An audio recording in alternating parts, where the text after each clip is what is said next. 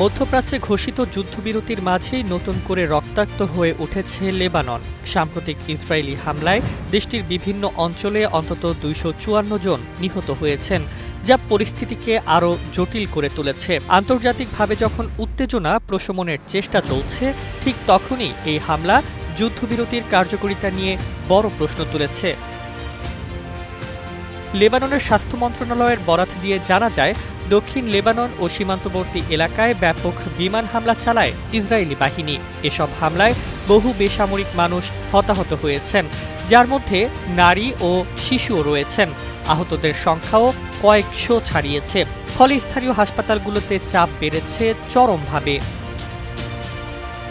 প্রত্যক্ষদর্শীরা জানিয়েছেন, হামলার সময় আকাশজুড়ে যুদ্ধবিমানের গর্জন শোনা যায় এবং পরপর বিস্ফোরণে কেঁপে ওঠে জনবসতি।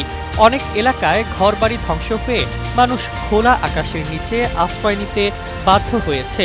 পরিস্থিতি এমন পর্যায়ে পৌঁছেছে যে হাজার হাজার মানুষ নিরাপদ আশ্রয়ের খোঁজে এলাকা ছেড়ে পালাচ্ছেন।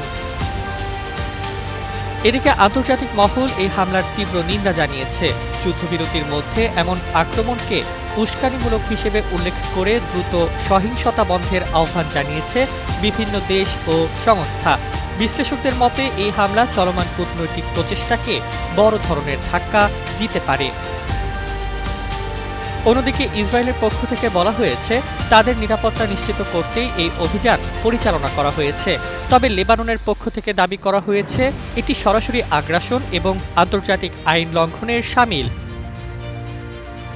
সব মিলিয়ে যুদ্ধবিরতির মাঝেও লেবাননের আকাশে যুদ্ধের আগুন আবারও জ্বলে উঠেছে। এতে করে পুরো মধ্যপ্রাচ্যে স্থিতিশীলতা ফেরানোর আশা আরও অনিশ্চিত হয়ে পড়েছে। Desk report, Bangladesh bulletin.